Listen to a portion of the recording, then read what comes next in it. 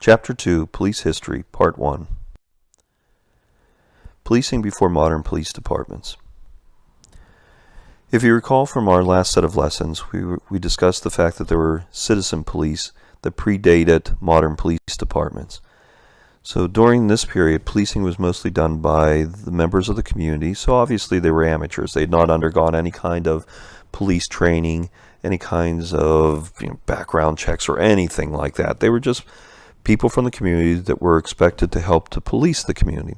Much like today, when we have jury duty, we expect people from the community to serve on the jury. And just like today, people tried to get out of this.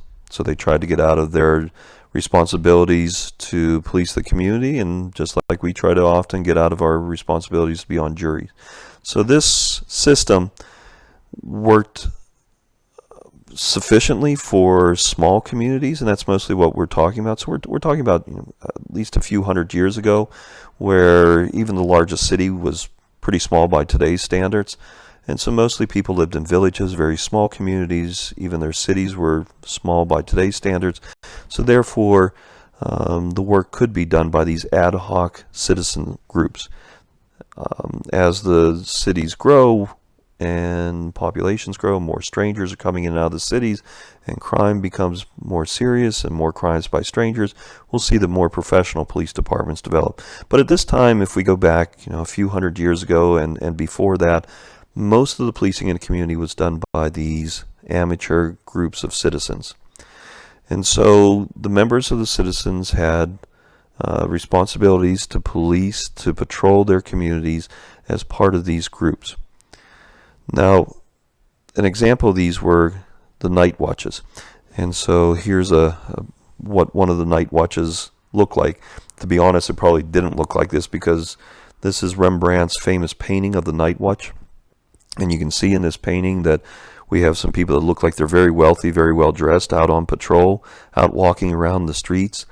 It's very likely that those rich people would have paid somebody who was much poorer to take their shift on the night watch, and they probably wouldn't have been out on patrol. It would have been somebody who was much poorer, someone who couldn't afford to find a substitute for them. But nonetheless, we could see groups like this walking around a community. Now, they weren't mainly concerned about crime fighting, because they didn't have any expertise in that area. Their concern was more about the safety of the community. So they were more on the lookout for things like fires, other kinds of safety problems. Because you have to remember that the buildings in most of these cities were comprised of really flammable materials and things like wood and thatched roofs and things like that. So if you had a fire in one house or one building, it could quickly spread and wipe out an entire neighborhood. So they were deeply concerned about fires, they were concerned about other nuisances, other problems, and not so much concerned about crime. Now, it was the responsibility in most countries at this time, and most societies at this time, it was the responsibility and the obligation of citizens to report crimes to the authorities, to the kings, to the queen's representatives. In fact, it was a crime if you did not report a crime that you were aware of. But again, the night watches, these citizens groups that were roaming around, were really amateurish, and the quality of their work was often pretty shoddy. I mean, if it was cold at night, if it was raining, if it was snowy, whatever, the people who were on watch were more likely to be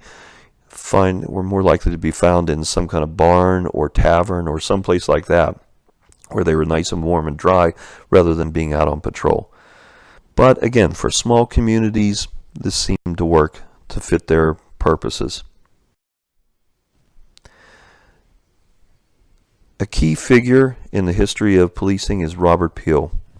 Robert Peel served many important political posts in England. He eventually became the Prime Minister of England, but before that he was the British Home Secretary. So the person really responsible for the domestic laws of England. So he was the key figure within England, below the Prime Minister. And so Robert Peel, in 1829, introduced what was known as the Metropolitan Police Act. And this act created the London Metropolitan Police. The London Metropolitan Police that were created with this act are considered to be the first modern police department. So before 1829, we didn't really have professional police departments like we have today. Now that may surprise you. You may think that they were created much earlier, but they weren't. Before then, we did have some ad hoc police departments that were created. They weren't really police departments, but groups of maybe smart citizens who were brought in, for instance, in London, to deal with a particular gang. And they were kind of like the Sherlock Holmeses of their day. They weren't Sherlock Holmes, but they were kind of like that. And they were brought in to try to figure out who are these gang members who are causing problems in London society. They did a really good job at it, and it got people thinking, well, maybe we should have a professional force that's permanent. Not one that's temporarily created just to deal with a specific crime problem, but one that's permanent. And that eventually led to this London Metropolitan Police Act in 1829. Now, the thought was that having a uniformed and professional police force would actually discourage criminals, because the mere presence of police officers in the community would discourage criminals, and plus the police could use their training, their professionalism to try to reduce crime, to deal with it. So we wouldn't be depending on those citizens on the night watch who might do their duties, might not do their duties. Instead, these would be paid members of society who would be trained, albeit in the 1800s the training was pretty basic, but nonetheless they'd be trained, and their responsibilities would include crime fighting. As I said, the London Metropolitan Police were considered to be the first modern police department when they were created with the Act in 1829. If you're having troubles remembering them in association with Robert Peel, then think about what the London police are popularly known as today. We usually call them the bobbies. And if you ever wonder where that term bobby came from, it's because people referred to them as Bobby's boys, Robert Peel's police officers, so Bobby's boys. And so that's where the term bobbies comes from. If you go to Ireland, oftentimes the police will be called the Peelers. And again, that comes from Robert Peel's name. So his name is still part of policing even today, especially in London and perhaps in Ireland and other parts of the United Kingdom, where the police are known either as the bobbies in London or peelers other places. Now, there was resistance to the creation of modern police departments. The major concern was, how would police deal with individual liberties? You have to go back to 1829 and realize this was really still at the beginning of the idea of that government should be protecting individual rights. The government should be serving the people and not the other way around. The United States Constitution was only 40 years old at this time. It was ratified in 1789. 1788. In 1791, we had the ratification of the Bill of Rights. And so you have the French Revolution following soon around that time as well.